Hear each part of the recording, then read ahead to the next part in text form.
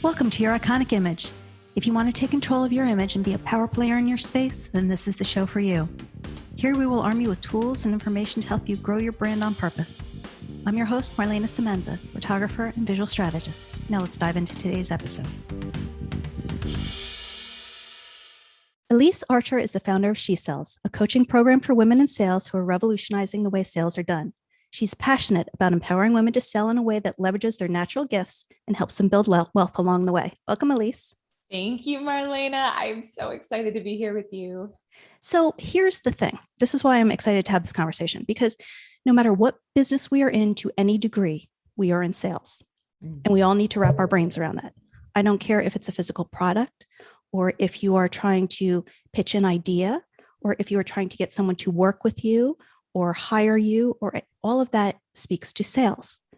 So how do we sell what I think is the most important asset that we have and the basis of it all? And how do we sell ourselves?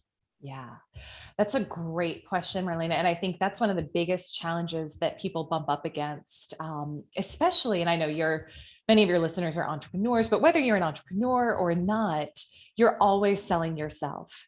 And I think one of the biggest challenges that I see, that I know I encountered in my own life, and that I see clients encountering too, is a lack of confidence in yourself. And here's the thing, and you may think that doesn't have anything to do with your ability to sell yourself, but other people's view of you will just be a mirror of your view of yourself. And I know for me, for myself, and part of why I do this work, for so many years, I would look for validation from the outside, whether it was from my sales manager when I was in corporate sales, whether it was from men when I was on the dating scene, whether it was from, you name it. I was looking for validation from other people. Even when I first became an entrepreneur about 6 years ago, I know that I looked to clients to validate that what I had was good.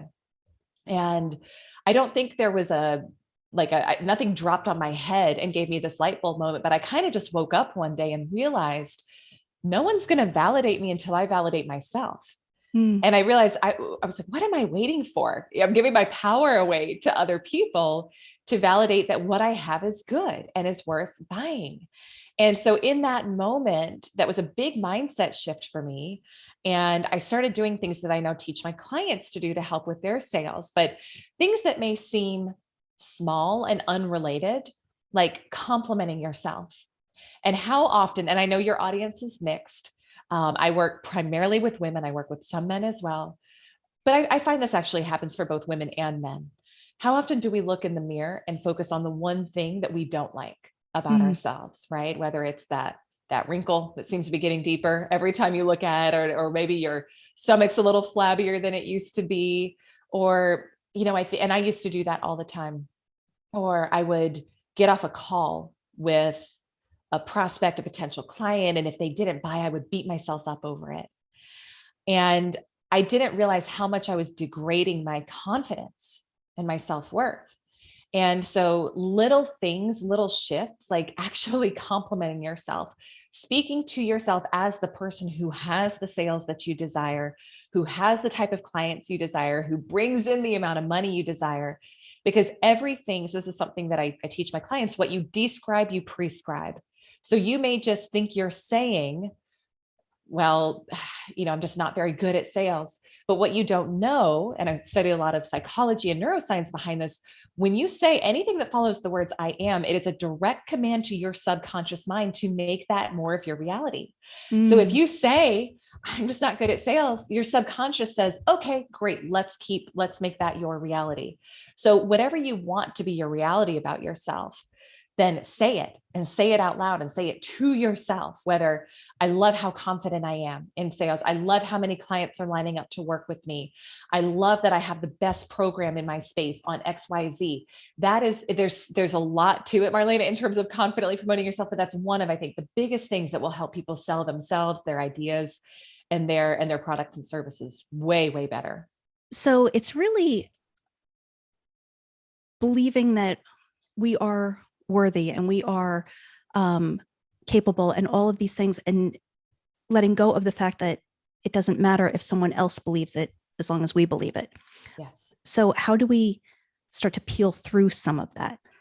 Yeah, it's a good question.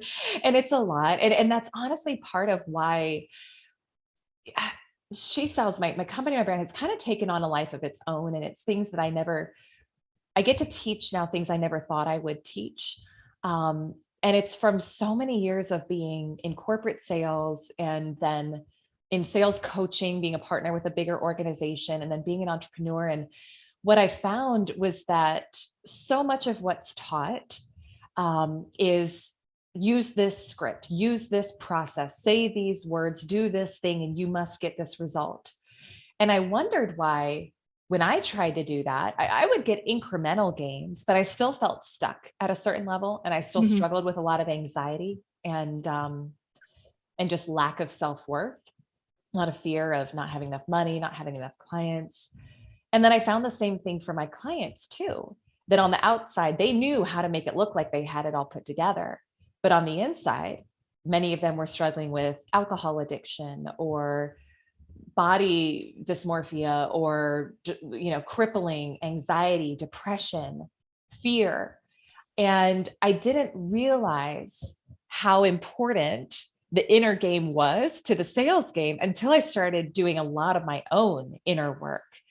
And I know you said, how do we start to unravel that? I want to give you a quick little story, and then I'm happy to talk through some pointers of that. But I've got a client who's in financial services, and she's a phenomenal woman, high achiever. Like, you would look at this woman on the outside and be like, she is the most confident person in the world. Beautiful, well put together, all of it. She's also she's a spin instructor.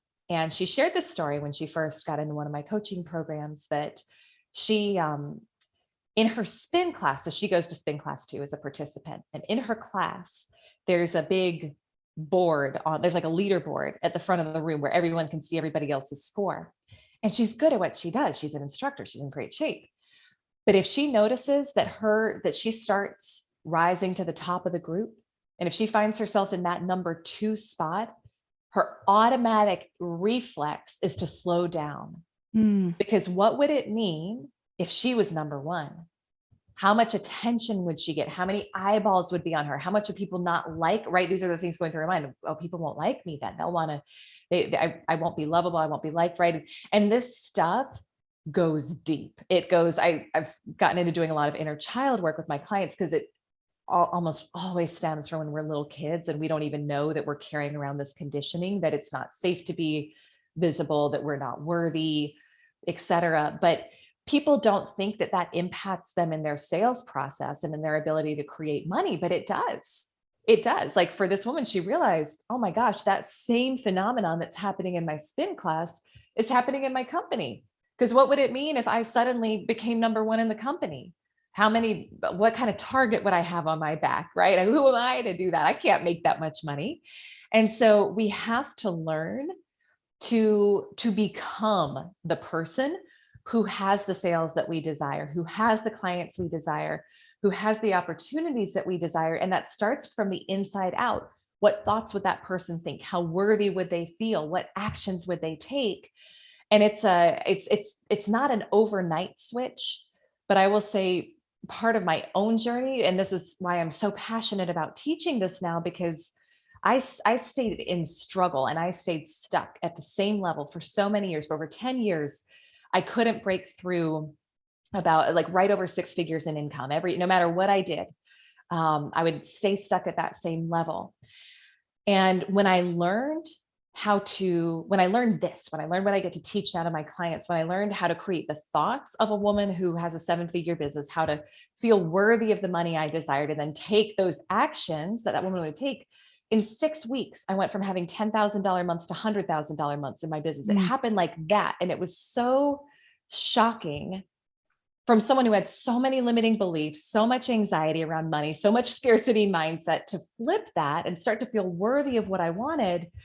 How much came in so quickly, it blew my mind. And clients, and I'm seeing women and men now across the world creating that same type of phenomenon in their life. And it's not that they have the perfect script, it's that they learn how to actually feel worthy of what they want and practice that feeling and learn how to release the limiting beliefs that are holding them back from what they want. Mm. Is it different than for men and women? It's a good question. I think so there are similarities and then there are differences for sure. I do work with both. I think some of the biggest, so I have yet to find someone who doesn't have some sort of limiting belief around worthiness, around ability to do what they want to do, around how much money they can make, because this stuff is just societal. It doesn't matter, man, woman, non-binary, it doesn't matter. You've picked up on this somewhere along the way. But one of the biggest things that I see for women specifically is a challenge with receiving. And again, we don't think that that limits us in our sales process and in our business, but it does. If you think about the process of signing on a new client, you have to feel comfortable receiving money. You have to feel comfortable receiving that acknowledgement that yes, what you have to sell is good and worthy. And for so many women specifically, there have been a lot of I want to say a lot of contingencies with receiving, where, you know, growing up, it's like I had a woman who shared a story of stepdad who was just very abusive, not a kind guy, and she had to ask him for $50 for a school trip growing up. And he said, "You can have it if I can backhand you." And she wanted to go on this school trip so badly that she said, "Okay, do it." And so sure enough, he gave her the money and then he slapped her right across the face. And it was like, it was hard for me to hear that story the first time. It's still hard for me to tell it. It's very emotional, right? And I wasn't even there. Yeah, I've got a whole bunch of stuff. Yeah. Going up right now. Right. Oh yeah. Oh yeah. But here's the thing, Marlena, that's not abnormal. And I hate to say that. I get to have a lot of private conversations with women about things that happened in their life growing up. I work with a lot of women who have had sexual trauma. And we have learned whether it's, and this, just to kind of come back to the story of this woman, she had never understood why she had a hard time asking her clients for money and why she would avoid it like the plague. And then it was like, oh my gosh, this is where it came from. Right. And it's like a lightning bolt goes off for people when they realize where these challenges come with receiving. But whether it was something like that, or whether it was sexual trauma, or we so often learn that if we receive something, that there's conditions or that there's punishment, right? Or I also work with a lot of women, a lot of like the women who you photograph, where they really stood out growing up, beautiful, vivacious, talented. And they learned early on that there was a target on their backs if they really showed up as they were. And so they've learned to minimize, they've learned to apologize, they've learned to play small, they've learned to not make too much, don't go for it too much, because if you do, then people won't love you, people will hate you, right? Mm-hmm. And that's the conditioning. So that is people don't realize that that's what's holding them back from achieving their sales income targets, but it is. So we've got to do that healing work first and feel safe to receive, in order to be able to do that at the level that we actually desire. Yeah.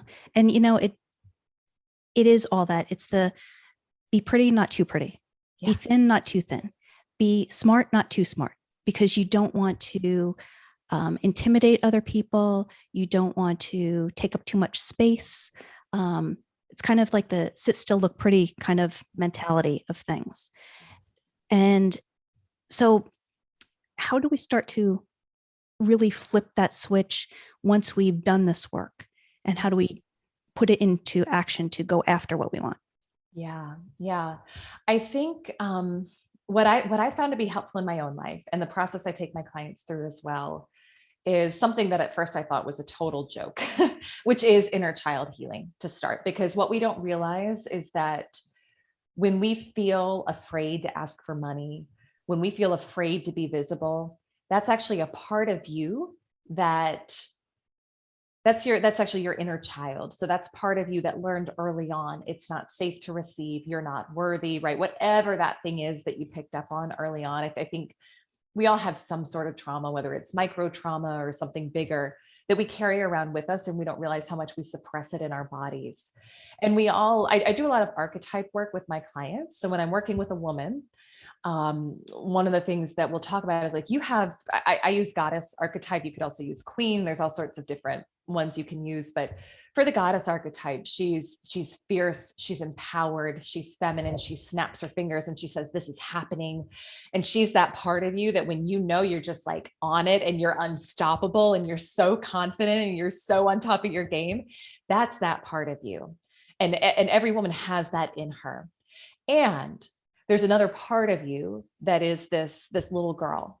And she learned early on that it wasn't safe to receive. She learned early on that it wasn't safe for her to be, like you said, like all of her too much. And so when we feel afraid, or when we have any of those kind of consistent habits that we keep doing that are sabotaging us, that's your little girl. And she's just trying to keep you safe. She's just trying to protect you. She's just doing what she learned to do growing up to be able to survive. But we can't have her running the show, whether you want to have a 6-figure business, a 7-figure, 8-figure, I don't care. That little girl, we don't want a 7-year-old running the show. So I start off with some inner child healing with my clients, and someone could, you could get a book on it, right? Like you could get a book, you could do some Googling. There's all sorts of ways to do it, but I start with that to help our inner child feel safe. And I do this with my male clients as well. It's just different archetypes. And it's profound. It's profound to me what shifts, Marlana. And I had this experience with my own coach too. Everything I teach, I learned from amazing mentors. And when she first took me through this exercise, I thought, this seems hokey. Like, I'm here to learn how to build a 7-figure business. Why are you telling me to bring up my 7-year-old self? But what I found in that process was that I had a lot of baggage that I didn't know I was carrying around, and that my 7-year-old self had a lot to say and a lot to get off her chest about things she was ticked off about from growing up, things that she picked up on that aren't helping her anymore. And bringing that up and getting it out of your body, there's such a clearing and there's a clarity. And I see this in my clients all the time. I was doing this process with a client, a male client, and he's got a bit of a tick when he speaks. When we did his inner child work, it all went away. It all disappeared. It was suddenly a different person who was speaking. And it's that powerful embodied version of you that when we can bring forth, that version of you knows that they can make any amount of money, that clients are lucky to work with them, that you're great at what you do. And when that person is running the show, then everything shifts. So I think that's one of the first pieces. There's several steps to the process that I would recommend someone go through, but I think the other big piece is healing relationship with money. And if that's useful, we can talk about that, but I'll just pause because I want you to lead wherever you think we should go from here. Yeah. And, I think that's something that we need to look at too, is the fact that you cannot move forward until you let go of what's behind. Yeah. And so, talk to us a little bit about relationship with money. Oh, it's a doozy. It's a doozy. It's my favorite thing to talk about too, because I did not understand for so many years of my life why I could make money, but be in constant fear of it going away. And this was my story ever since I graduated college and went into sales. I went into corporate media sales, and I was always a top producer. I always made good money. But I would always be in constant anxiety that there wouldn't be enough and that it would go away. And it just kind of became my norm. And again, through amazing mentorship, amazing coaching, I finally, over a decade into that struggle of every day feeling crippling anxiety of, is there going to be enough to pay? Even though there was always enough, I was always afraid there wasn't going to be. One of my mentors shared this with me, and it changed my life. So money's just energy. And money energetically for a lot of people represents security, right? It's the ability to pay your bills, the ability to do what you want to do, to live your life. And money is just, so I do energy work with my clients, but money is just what we call root chakra. So if somebody studied the energy centers of the body, root chakra is your first one. It represents security. It's safety. Well, your parents growing up, whether it felt secure or not, your relationship with your parents represented security to you, and or whoever raised you.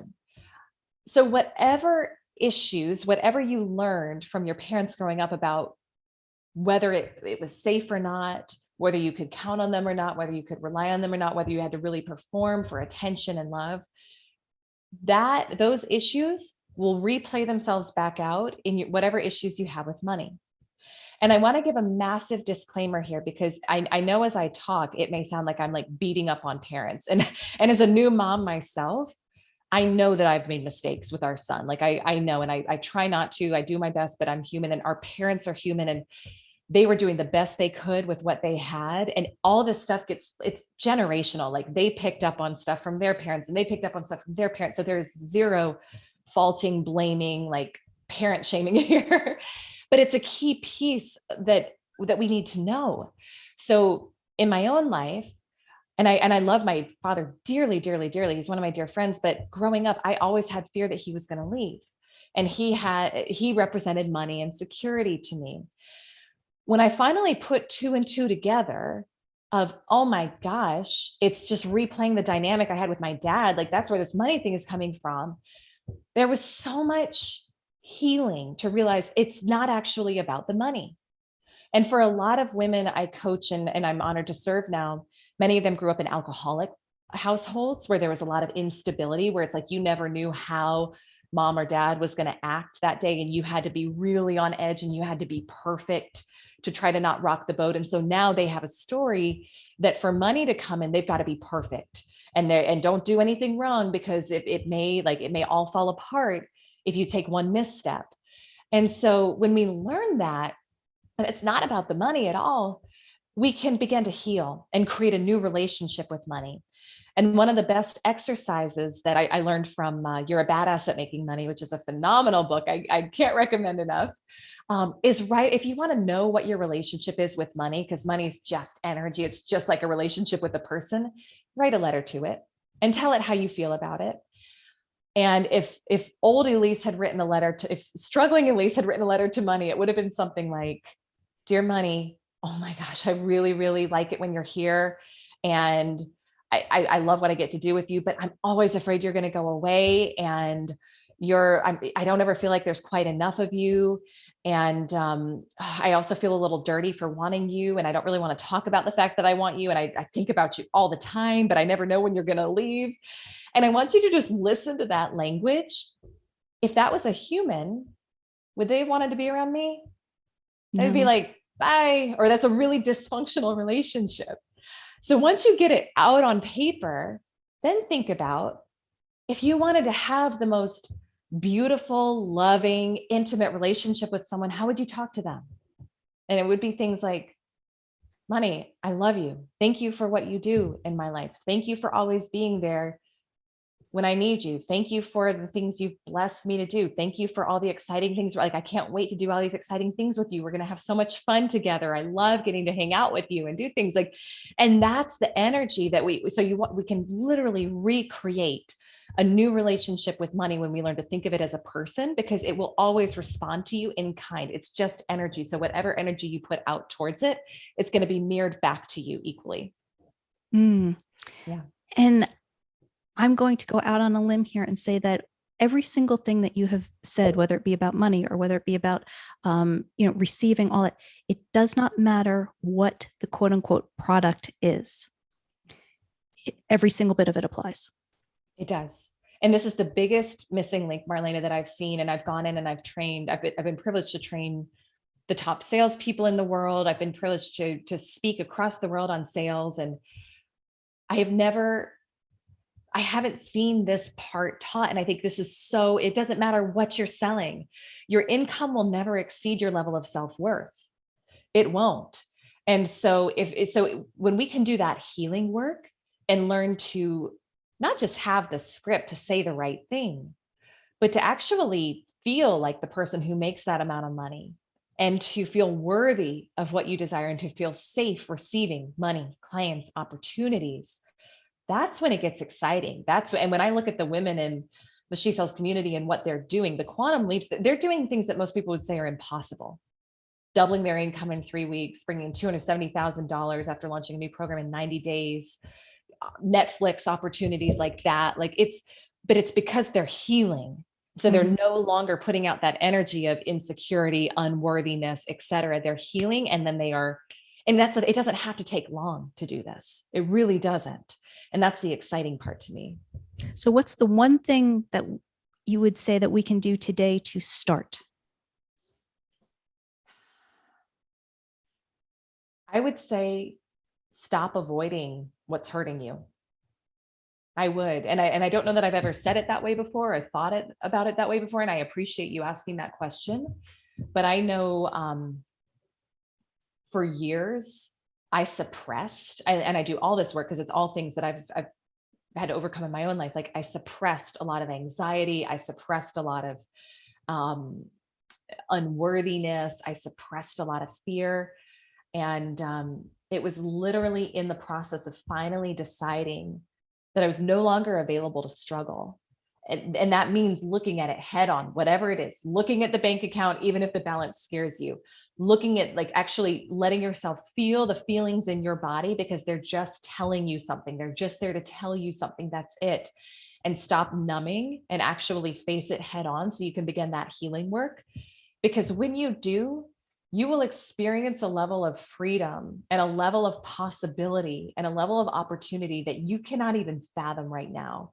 And it's so exciting and it's so powerful. And you can truly have everything you want and anything you want, but you've got to face it head on first, do the healing work, and then get excited because you're going to be dazzled by what starts to happen, not just in your sales, but in your life. Love that, Elyse. And with that, I just have 4 final questions for you. First one is, what's the best piece of advice you were ever given? So this piece of advice, and I don't know if it was given or I heard it from a million people at some point, no doubt I heard this, and it's very simple, but it's to trust yourself. It is to trust yourself.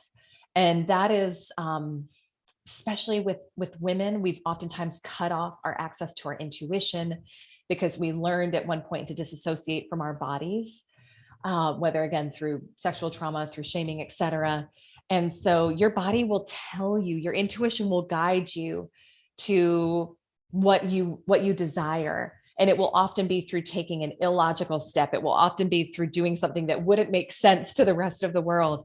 But every time I've trusted myself in my life, every time my clients have trusted themselves and done what they felt intuitively guided to do, it has created a true quantum leap in their life. So I would say always, always, always trust yourself.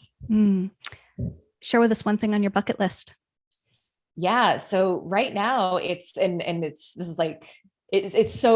feels big to me. So it feels uncomfortable to say, but to write a New York Times bestselling book, that is on the bucket list right now. Not just a book, but write a New York Times bestselling book. And there's some things coming in motion, some amazing people coming in to help. And I'm excited to see how it unfolds, but that is bucket list. Excellent. When the toy companies finally get around to making an action figure of you, what 2 accessories will it come with? I think this accurately describes She Sells. So it would be some sort of a sales planner / journal and a crystal. Like we do the sales process and we do the energy here. It's both. So sales planner and a crystal. Great. And last one, how do people find you? So I'm at Elyse Archer on all social platforms. And I would say I know the average person listens to 7 podcasts. And if I have the privilege of being in the queue along with your iconic image of your queue of 7 podcasts, you can listen to She Sells Radio. And it's an awesome place to listen and get more content like this. Thank you. Thank you so much for being here, Elyse. Thank you, Marlana. This has been so much fun. Thank you for joining us. Once again, I'm Marlana Semenza, photographer and visual strategist. Please comment, like, or share this episode, and don't forget to subscribe so you don't miss a thing. For more information on how I can help you create your iconic image, visit marlanasemenza.com.